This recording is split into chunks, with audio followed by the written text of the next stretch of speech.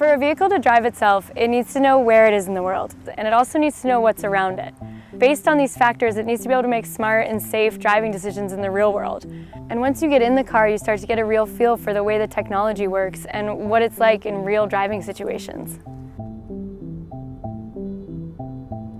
So there are a few things that have to happen before the car can safely drive itself. First, it has to figure out its location in the world. So we use GPS, but GPS isn't always that accurate, which is why we rely on our other sensors like the laser, which picks up on details in the environment that help us identify our more precise location. So think of the sensors as the car's eyes and ears, but with eyes that can see far off into the distance and 360 degrees around the car. And the great thing about having all these sensors is that they can talk to each other and get cross-checked information about the environment. So while we take in a ton of information using our sensors, it's our software that really processes all of this and differentiates between objects. All these objects are visible on the laptop that the safety drivers use while testing the vehicles.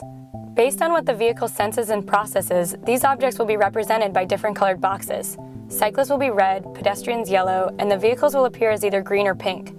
These boxes demonstrate the processing that takes place within the software. And think about the complexity here. People look different, cars have different shapes and sizes, yet despite these nuances, the software needs to classify these objects appropriately based on factors like their shape, movement pattern, or location. For example, if there's a cyclist in the bike lane, the vehicle understands that this is a cyclist, not another object like a car or a pedestrian, so the cyclist appears as a red box on the safety driver's laptop. And the software can also detect the cyclist's hand signal and yield to them appropriately.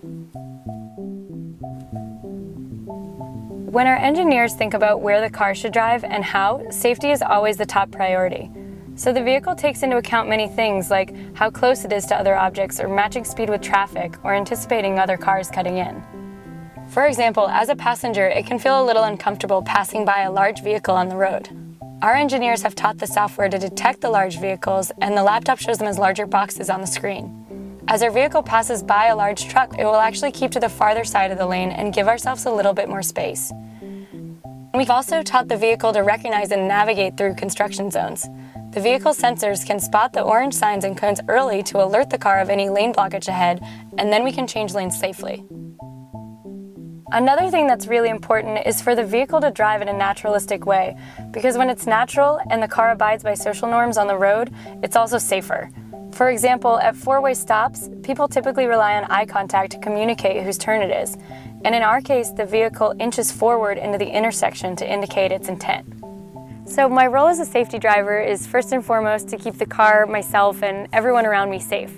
And in addition to keeping the car safe, I also provide detailed feedback to developers and let them know the car does anything that maybe I wouldn't have done personally. Maybe the car wasn't assertive enough in a lane change or wasn't fast enough at a green light. We provide the detailed feedback so they can fine-tune the whole driving experience.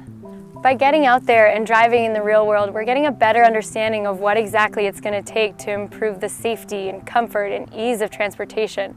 And that's really what our project's all about.